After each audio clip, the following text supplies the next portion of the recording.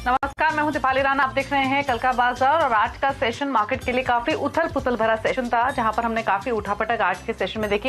Nifty हालांकि एक समय में 11,200 के पार भी निकला था और उसके बाद आज की स्ट्रेंथ को होल्ड नहीं कर पाया, मुनावसुली हावी और इंडेक्स फ्लैट बंद हुआ। वहीं निफ्टी बैंक भी दिन भर की बढ़त थाम नहीं पाया और ऊपरी स्तरों से 400 अंक नीचे बंद हुआ है। हालांकि मिड कैप इंडेक्स 0.5% ऊपर बंद हुआ है। मेटल और ऑटो स्टॉक्स में आज जोरदार तेजी हमने देखी। अगर स्पेसिफिक स्टॉक्स की बात करेंगे तो मेटल्स में स्पेशली हमने देखा 9% तक की तेजी आज के सेशन में बनते हुए दिखी। टॉप मूवर्स भी आप देखेंगे तो हिंडाल्को 9% की तेजी के साथ सबसे ज्यादा बढ़ने वाला स्टॉक रहा। टाटा स्टील दूसरे नंबर पर, जहां पर 7% का उछाल हमने आज के सेशन में देखा। इसके अलावा Eicher Motors, Adani ports, Tata Motors में भी 3.5% से लेकर 5% की मजबूती आज के सेशन में हमने देखी है। वीकनिंग साइड पर अगर आप देखेंगे तो HDFC life, UPL, Wipro, HDFC bank, power grid ये स्टॉक्स थे जहां पर 1 से 1.5% की वीकनेस थी और ये टॉप लूजर्स थे आज निफ्टी के। आज के आंकड़े आपके सामने लेकर आते हैं। संस्थागत निवेशकों की एफआईआईज ने क्या किया है, 60 करोड़ के आसपास की बिकवाली एफआईआईज की ओर से कैश मार्केट में हुई है और डीआईज ने भी 425 करोड़ की बिकवाली की है। तो आंकड़े काफी सुस्ती भरे हैं संस्थागत निवेशकों की ओर से भी। लेकिन आज के एक्सपर्ट सैजान उत्तेकर हमारे साथ बने हुए हैं ट्रेड बुल से। Sachin, good evening. पहले तो अपना आउटलुक मार्केट्स पर ही दीजिए। कल एक तेजी हमने बनती हुई देखी और आज सुस्ती, काफी उथल पुथल के साथ क्लोजिंग हुई है। कल के लिए क्या इंडिकेशंस मिल रही हैं चार्ट्स को, डेटा को देखते हुए? गुड इवनिंग दीपाली जी, मुझे लग रहा है यहाँ पर जिस तरीके से एक रिबाउंड हुआ है 10,850 के आसपास जो स्विंग बना था और उसके बाद की जो पिछले 2 दिन की चाल है, मुझे लग रहा है एक higher to higher bottom sequence यहाँ पर इंटैक्ट है। एंड जिस तरीके से हम पोजीशन हो रहे हैं एक्सपायरी के लिए, मुझे लग रहा है अराउंड 11,200 के आसपास कहीं जाकर ये एक्सपायरी होनी चाहिए। 11,200 के ऊपर की एक्सपेक्टेशन थोड़ी सी कम लग रही है मुझे, क्योंकि 11,240 के आसपास एक काफ़ी इंपॉर्टेंट बाउंड है। तो कहीं जाकर मुझे लग रहा है एक्सपायरी के लिए एक पॉजिटिव आउटलुक ही होगा। बट कल के सत्र में मुझे लग रहा है centre of the momentum should be bank Nifty. And जिस तरीके से फिलहाल बैंक निफ्टी प्लेस्ड है 21,550 560 एक ट्रिगर लेवल होगा कल के सत्र में, जहाँ से मुझे लग रहा है momentum on the positive side देखा जा सकता है। तो उसी लिहाज से मुझे लग रहा है ट्रेडिंग पोजीशंस बैंक निफ्टी में बनानी चाहिए एंड उसी अपॉर्चुनिटी को एक बुल कॉल स्प्रेड द्वारा पार्टिसिपेट किया जा सकता है, जहाँ पर 26,100 का आपको एक कॉल बाय करना है और उसके अगेंस्ट 26,800 का एक कॉल ऑप्शन बेचना है। तो कंबाइंड प्रीमियम अराउंड 74 के आसपास डिप्लॉय करने की सलाह होगी। 24 का स्टॉप लॉस होगा और 180 तक की टारगेट होगी। ठीक है, तो सजेशन आपको मिला है, लेवल्स भी आपको बताए हैं सचिन ने निफ्टी बैंक निफ्टी पर। लेकिन चलिए बिना देरी के सवालों करते हैं शामिल। ये शो फेसबुक और ट्विटर पर लाइव भी है, तो अपनी क्वेरीज आप हमें हर रोज की तरह वहां भी भेज सकते हैं। कोशिश रहेगी ज्यादा से ज्यादा सवालों को शामिल करने की। सुबोध कुमार पहले कॉलर कोलकाता से हमारे फोन लाइन पर मौजूद हैं। सुबोध नमस्कार, बताइए क्या सवाल है आपका? इंडिया के नंबर 1 ब्रोकर जिरोधा के साथ जुड़िए, जहां पर आपका ब्रोकरेज कुछ भी नहीं लगेगा। ब्रोकरेज लगेगा तो सिर्फ इंट्राडे ट्रेड में, वह भी सिर्फ 20 रुपए। तो दोस्तों, अकाउंट ओपनिंग की लिंक डिस्क्रिप्शन में है, जाइए लिंक पर क्लिक करके जिरोधा में अकाउंट ओपन कराइए। मेरे पास रिलायंस कैपिटल के 330 शेयर है, एवरेज प्राइस 348 है, और रिलायंस पावर के 1250 शेयर है, एट द एवरेज प्राइस 35 पर शेयर है। तो क्या करना चाहिए, मेरे को यही जानना चाहिए। रखें या इसको निकाल देना चाहिए?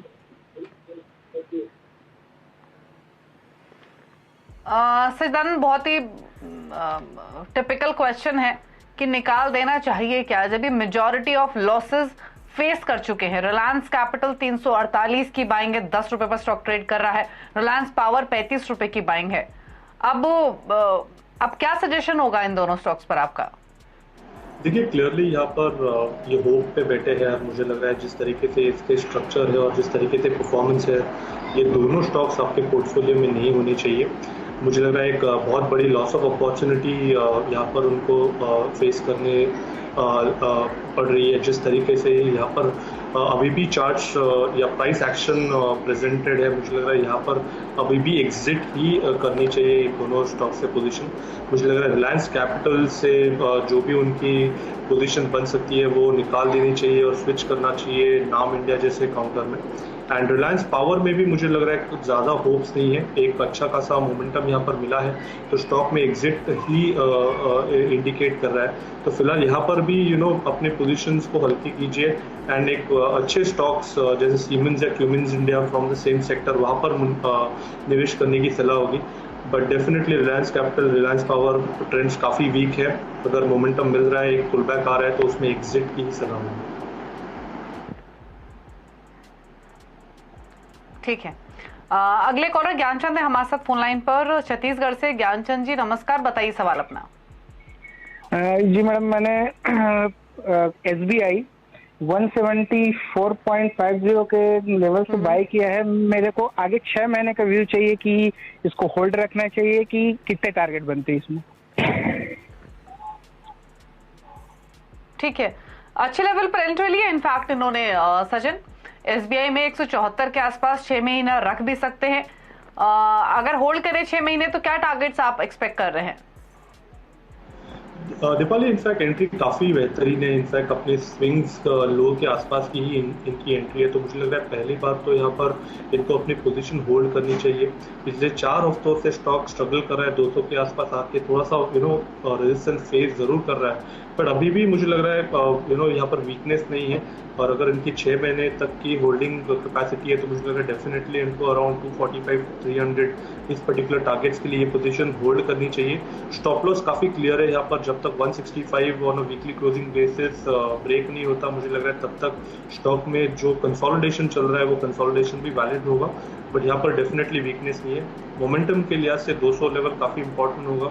अगले कुछ हफ्तों में अगर ये पर्टिकुलर लेवल ब्रेच हो जाता है तो उनके टारगेट्स काफ़ी जल्दी अचीव होंगे। तो 300 के लक्ष्य के लिए मुझे लग रहा है यहाँ पर पोजीशन बनाए रखनी चाहिए, 165 का लगाना चाहिए उनको स्टॉप लॉस।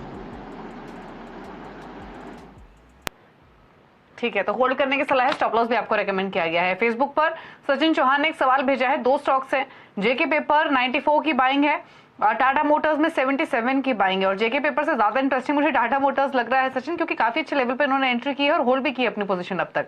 क्या सजेशन होगा दोनों स्टॉक्स में? टाटा मोटर्स में थोड़ा सा स्केप्टिकल हूँ, क्योंकि जिस तरीके से यहाँ पर इसकी जो ब्रॉडर स्ट्रक्चर है वो एक डिक्लाइनिंग चैनल सीक्वेंस में ही प्राइस एक्शन हो रही है। एंड जिस तरीके से वापस 110 115 के आसपास स्टॉक प्लेस्ड है, ये उसी चैनल का अपर एंड है। तो मुझे यहाँ पर थोड़ा सा कॉशियस जरूर रहना चाहिए। अगर इनको मुनाफा हो रहा है तो मेरी सलाह होगी यहाँ पर थोड़ा सा मुनाफा बांध देना चाहिए, क्योंकि यहाँ से अगर वापस ब्रेकडाउन आ जाता है जो 98 100 के आसपास के जोन से अगर वो वापस ब्रेच हो जाते हैं तो lower end of the channel काफ़ी दूर है, अराउंड 45 50 के जोन में। तो यहाँ पर डेफिनेटली थोड़ा कॉशियस रहना चाहिए, फ्रेश पोजीशंस बनानी नहीं चाहिए। एंड 115 या 110 ये अच्छा जोन है जहाँ पर मुनाफा बांध देना चाहिए। ठीक है, तो ये सलाह आपको मिली है टाटा मोटर्स पर। आदित्य हैं दिल्ली से हमारे साथ फुल लाइन पर। आदित्य नमस्कार, पूछिए सवाल अपना।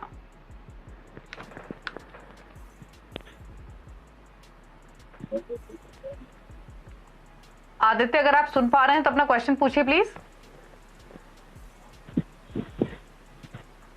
चलिए, बातचीत नहीं हो पा रही सचिन इनसे। BEL की डिटेल्स इन्होंने जो शेयर की हमारे साथ, लगभग 101 के प्राइस की इनकी बाइंग है। BEL में 2000 क्वांटिटी है, बताइए सजेशन। BEL में क्लियरली यहाँ पर पिछले 4 हफ्तों से एक काफ़ी स्टिफ रेजिस्टेंस के आसपास प्राइस एक्शन बनी है। एंड पिछले हफ्ते में यहाँ पर engulfing bearish kind of formation था। तो मुझे लग रहा है यहाँ पर डेफिनेटली उनको अपनी पोजीशन थोड़ी सी हल्की कर देनी चाहिए। जब तक स्टॉक 115 के ऊपर कॉन्फिडेंटली ट्रेड नहीं करता, आई थिंक तब तक एक बड़ी मोमेंटम या फिर एक बड़ा प्राइस एक्शन नहीं बन सकता। तो यहाँ पर थोड़ा सा कॉशियस रहने की सलाह होगी। रेजिस्टेंस से 110 के आसपास तो 105 के आसपास अगर स्टॉक होल्ड करे तो वहाँ पर पोजीशन थोड़ी सी हल्की करनी चाहिए। ऑन द कॉन्ट्ररी यहाँ पर एक इम्पॉर्टेंट लेवल होगा ऑन क्लोजिंग बेसिस, अगर 93 ब्रेक हो जाता है तो वापस एक अच्छी करेक्टिव मूव आ सकती है काउंटर में। तो थोड़ा सा कॉशियस रहना है, मुनाफा बांधना चाहिए अराउंड 105 के आसपास। 115 का काफी स्टिफ रेजिस्टेंस। ठीक है, एक ट्विटर पर हमें सवाल भेजा है सुचित पटेल ने। काफी सारे स्टॉक्स हैं इनके पास फार्मा स्पेस से। एक स्टॉक पर मैं व्यू ले लेती हूँ सुचित, क्योंकि बहुत सारे व्यूअर्स हैं जिनके सवाल हमें मिल रहे हैं। तो एक स्टॉक पर मैं आपकी राय ले लेती हूँ। सिप्ला पर राय दीजिए। 640 की इनकी बाइंग है, 50 शेयर्स है, लॉन्ग टर्म भी रख सकते हैं, यानी लगभग 2 साल। तो क्या सजेशन होगा सिप्ला में? देखिए 2 साल के अवधि के लिए तो डेफिनेटली इनको होल्ड करना चाहिए, क्योंकि जिस तरीके से यहाँ पर एक ब्रेकआउट हुआ है हाल फिलहाल में 630 के लेवल्स के आसपास का, इसके जो एक्सटेंशंस या प्राइस एक्सटेंशन टारगेट्स आ रहे हैं वो लगभग अराउंड 850 तक के आ रहे हैं। तो मुझे लग रहा है यहाँ पर डेफिनेटली इनको इन्वेस्टमेंट की और से वो होल्ड करना ही चाहिए। ओवरऑल अगर हम इसके प्राइस डेवलपमेंट देखें तो 600 के नीचे जब तक स्टॉक अभी वापस स्विंग नहीं होता तब तक इसमें वीकनेस नहीं होगी। एंड अगर डिक्लाइंस होते भी है, कंसोलिडेशन होता भी है, तो मुझे लग रहा है वहाँ पर अक्यूमुलेट करना चाहिए। 1 से 2 डेढ़ साल के लिए भी अगर ये पोजीशन होल्ड करते हैं तो अराउंड 850 तक की प्राइस एक्सपेक्टेशन होगी।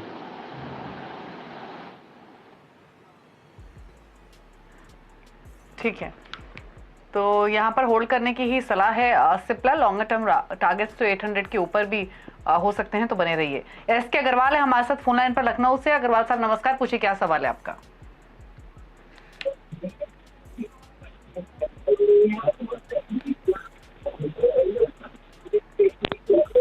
अग्रवाल जी सवाल पूछिए प्लीज अपना।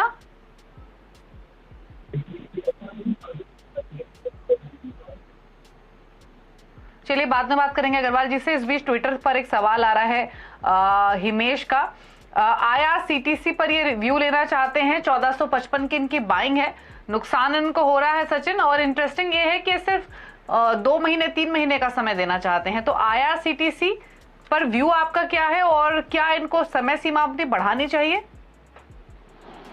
दीपाली, यहाँ पर ज़्यादा डेटा अवेलेबल नहीं है, बट जिस तरीके से पिछले 4 महीनों की चाल रही है, एक साइडवेज कंसोलिडेशन में ही है स्टॉक, तो मुझे लग रहा है यहाँ पर काफ़ी इंपॉर्टेंट होगा 1300 ये एक पर्टिकुलर लेवल उसके ऊपर सस्टेन होना काफ़ी इंपॉर्टेंट होगा। तो मुझे लग रहा है जिस तरीके से अभी तक यहाँ पर बाउंस प्रेजेंट हो रहे हैं, कंसोलिडेशन बैंड में ही रह सकता है स्टॉक। बट क्योंकि इनका टाइम फ्रेम भी काफ़ी छोटा है, तो मुझे लग रहा है यहाँ पर एग्जिट की सलाह होगी, क्योंकि 1300 अगर टूट जाता है तो वापस एक बड़ा स्विंग बनने की प्रोबेबिलिटी ज़्यादा है। तो यहाँ पर मुझे लग रहा है मुनाफा उनको बांध देना चाहिए, एग्जिट करनी चाहिए कुछ। ठीक है, तो एग्जिट करने की सलाह है अगर आपका सिर्फ महीने 2 महीने का नजरिया है तो। यशवीर है हमारे साथ फोन लाइन पर मुंबई से। यशवीर जी नमस्कार, पूछिए सवाल अपना।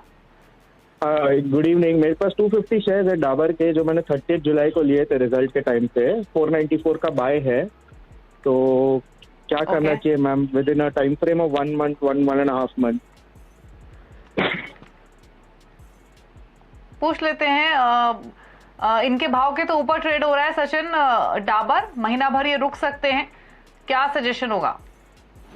देखिए कहीं पर भी ओवरबॉट के संकेत नहीं है। अगर हम वीकली स्ट्रक्चर देखें तो यहाँ पर ज़रूर एक हर्डल है अराउंड 500-515 के आसपास थोड़ा सा स्टॉक थक जाता है। बट अगर थोड़ा सा समय देंगे तो मुझे लग रहा है अराउंड 570 तक ये पर्टिकुलर मूव एक्सटेंड होनी चाहिए। ओवरऑल ब्रॉडर स्ट्रक्चर पे कहीं पर भी वीकनेस नहीं है अभी तक। अगर हम इसके वीकली चार्ट्स के RSI को भी देखें तो लगभग अराउंड 55-57 के दौर में ही ट्रेड कर रहा है। तो मुझे लग रहा है यहाँ पर थोड़ा सा पेशेंस रखना चाहिए।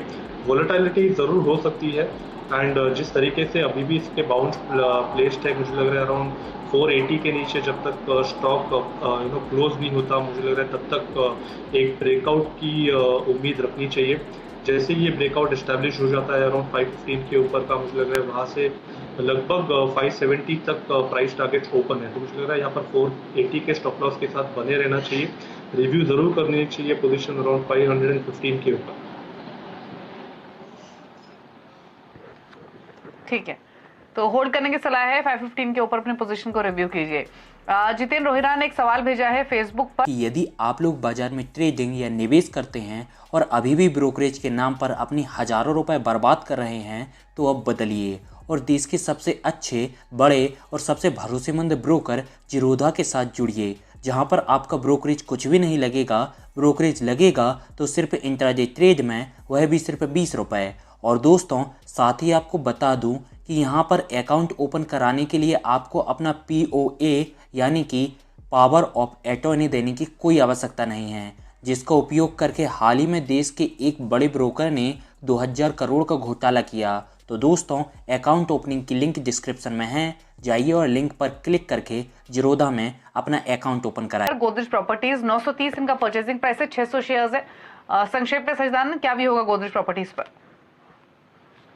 देखिए पे मुझे लग रहा है थोड़ा सा साइडवेज है स्टॉक। इनफैक्ट 950 के आसपास काफ़ी सप्लाई मिल जाता है काउंटर को, तो यहाँ पर रेंज बाउंड एक्शन एक्सपेक्टेड है 860 टू 950। अगले कुछ दिन मुझे लग रहा है इसी पर्टिकुलर रेंज में स्पेंड होना चाहिए था। ठीक है। ध्रुमिल शाह ने हमें एक ट्विटर पर सवाल भेजा है। लॉन्ग टर्म इन्वेस्टर है, BEML 100 शेयर्स खरीदे हुए हैं 654 के प्राइस पर, तो लॉन्ग टर्म के हिसाब से सजेशन दीजिए सचिन इनको BEML पर। देखिए मेजर प्राइस एक्शन यहाँ पर इतनी स्ट्रांग नहीं है। अगर हम ओवरऑल देखें तो यहाँ से अगर मूव मिल भी जाती है तो अराउंड 750 से बड़ी उम्मीद नहीं है मुझे। तो यहाँ पर अगर इनकी पोजीशन एग्जिस्टिंग है तो ट्रेलिंग स्टॉप लॉस से होल्ड करनी चाहिए। 605 का होगा स्टॉप लॉस और जरूर होगा रिव्यू जोन अराउंड 750 के आसपास का। ठीक है, तो 750 के टारगेट्स एक्सपेक्ट किए जा रहे हैं, वहां पर आकर रिव्यू कीजिए अपनी इस पोजीशन को, फिलहाल होल्ड कीजिए। एक ब्रेक के लिए रुक रहे हैं क्विकली। सजदानंद हमारे साथ बने हुए हैं, फेसबुक ट्विटर की क्वेरीज शामिल करेंगे एक छोटे से ब्रेक के बाद। फेसबुक ट्विटर पर ढेर सारे सवाल हमें मिल रहे हैं। तजिंदर पाटिल एक सवाल हमें भेजा है फेसबुक पर। ग्रान्यूल्स इंडिया 303 के प्राइस पर इन्होंने शेयर्स खरीदे हुए हैं, जानना चाहते हैं क्या स्ट्रैटेजी होनी चाहिए। सचिन बताइए क्या रिकमेंडेशन होगी ग्रान्यूल्स पर। देखिए ग्रैन्यूल्स में एक काफ़ी अच्छा higher top higher bottom sequence है और कहीं पर मेजर वीकनेस नहीं है, बट अगर इसका हम RSI देखें तो वहाँ पर एक नेगेटिव डाइवर्जन ज़रूर शेप हो रहा है। तो जिस तरीके से पोजीशंस है मुझे लग रहा है अराउंड 295 के ट्रेलिंग स्टॉप लॉस के साथ इनको ये पोजीशन मॉनिटर करनी चाहिए। ऑन द हायर साइड अगर ये पर्टिकुलर मोमेंटम एक्सटेंड हो जाता है तो मुझे लग रहा है अराउंड 345 355 के लेवल्स भी आने चाहिए। जिस तरीके से इसके ट्रेंड है एंड जिस तरीके से ये सेक्टर ओवरऑल परफॉर्म कर रहा है, तो मुझे लग रहा है 295 के स्टॉप लॉस के साथ इनको अपनी पोजीशन होल्ड करनी चाहिए। 345 350 के जोन में एक बार रिव्यू करनी चाहिए। आदित्य हमारे साथ फोन लाइन पर प्रयाग उत्तर प्रदेश से। आदित्य नमस्कार, बताइए सवाल अपना। और सर मुझे ये जानना है कि मैंने पहले ICICI बैंक का शेयर्स खरीदा था 376 रुपीज में 55 शेयर, और फिर वो एक डिक्लाइन हो गया शेयर, तो मैंने फिर 346 में खरीद लिया 100 shares of ICICI bank limited. तो अब मुझे क्या करना चाहिए? ओके, आपका यानी एवरेज बाइंग प्राइस जो है वो 355 के आसपास है, आपके भाव के आसपास ही हो रहा है ये ट्रेड। क्या सजेशन होगा ICICI बैंक में 355 के प्राइस पर? दीपाली यहाँ पे क्लियरली एक अंडर परफॉर्मर रहा है। जिस तरीके से इसके ब्रेकआउट फेल हो रहे हैं, मुझे लग रहा है थोड़ा सा यहाँ पर जरूर कॉशियस रहना चाहिए उन्हें। 340 का एक काफ़ी अहम सपोर्ट लेवल है, अगर इसके नीचे क्लोजिंग हो जाती है तो काफ़ी बड़ी दिक्कत आ सकती है काउंटर में। बट फिलहाल जिस तरीके से इसके डेली ऑसिलेटर्स प्लेस्ड है एंड जिस तरीके से इसका कंसोलिडेशन बैंड नज़र आ रहा है, मुझे लग रहा है अराउंड 380 से 350 इस पर्टिकुलर रेंज को होल्ड करना चाहिए। तो 340 के स्टॉप लॉस के साथ मुझे लगा ये पोजीशन उनको मेंटेन करनी चाहिए, बट डेफिनेटली एक बार रिव्यू करनी चाहिए अराउंड 375 380 के आसपास अगर एक स्विंग बन जाता है तो, क्योंकि थोड़ा सा अंडर परफॉर्मेंस है, काफ़ी हेल्दी ब्रेकआउट की ज़रूरत है स्टॉक में, जो फिलहाल इमीडिएट बेसिस पे आया नहीं है। तो मुझे लग रहा है 340 अगर ब्रेक होता है तो ही उनको पोजीशन अपनी एग्जिट करनी चाहिए। फिलहाल तो होल्ड की ही सलाह होगी। 380 होगा रिव्यू जोन। तो 340 के इंपॉर्टेंट लेवल पर वॉच कीजिए, वो ब्रीच होता है तो शायद आपको एग्जिट करना चाहिए, लेकिन फिलहाल आप होल्ड कर सकते हैं। अजय कुमार ने सवाल भेजा है अदानी ग्रीन्स पर 363 के प्राइस पर 25 शेयर्स इन्होंने खरीदे हुए हैं, तो बताइए सचिन क्या सजेशन होगा अदानी ग्रीन्स पर?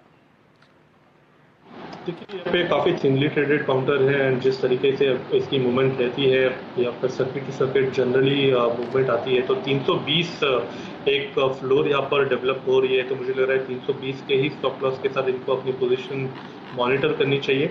ऑन द हायर साइड 400 के आसपास का एक स्विंग है, तो अगर ट्रेंड को इवेल्युएट करना है तो जो इमीडिएट स्विंग हाई है वो ब्रीच होना चाहिए, जो लगभग अराउंड 400 के आसपास है। तो फिलहाल तो कहीं पर डिस्टॉर्शन नहीं है, बट डेफिनेटली 340 इंपॉर्टेंट है। तो ऑन क्लोजिंग बेसिस ये स्टॉक लॉस उनको मेंटेन करना है। अगर ये ब्रीच हो जाता है तो डेफिनेटली थोड़ी सी पोजीशन हल्की करनी चाहिए, रिव्यू करनी है पोजीशन 400 के ऊपर। ठीक है, तो सजेशन आपको दिया गया है, लेवल्स बताए हैं, वहां पर अपनी पोजीशन को रिव्यू कीजिए। अदानी ग्रीन्स पर ये व्यू है जो कि 342 के आसपास बंद हुआ है, होल्ड करने की सलाह है। शुक्रिया सदानंद इस शो का हिस्सा बनने के लिए, अपनी स्ट्रैटेजीज और साथ ही हमारे व्यूअर्स को उनके सवालों के जवाब देने के लिए। कोई डिस्क्लोजर आपकी ओर से? देखिए मोस्टली जो हमने स्टॉक्स अभी डिस्कस किए हैं वहाँ पर हमारे क्लाइंट्स की कोई पोजीशन नहीं है। बट एक दो स्टॉक्स है जहाँ पर हाल फिलहाल में हमने कुछ ट्रेड लिए थे, तो मे भी वहाँ पर इमीडिएट बेसिस पे कुछ पोजीशन बनी हो सकती है। ठीक है, शुक्रिया आपका इस शो का हिस्सा बनने के लिए। तो इसी के साथ कल का बाजार में इतना ही। लेकिन खबरों पर लगातार अपडेट के लिए सिंबीसी आवाज से जुड़े रहिए, ट्विटर, फेसबुक और यूट्यूब के जरिए। नमस्कार। इंडिया के नंबर 1 ब्रोकर जिरोधा के साथ जुड़िए, जहां पर आपका ब्रोकरेज कुछ भी नहीं लगेगा। ब्रोकरेज लगेगा तो सिर्फ इंट्राडे ट्रेड में, वह भी सिर्फ 20 रुपए। तो दोस्तों, अकाउंट ओपनिंग की लिंक डिस्क्रिप्शन में है, जाइए लिंक पर क्लिक करके जिरोधा में अकाउंट ओपन कराइए।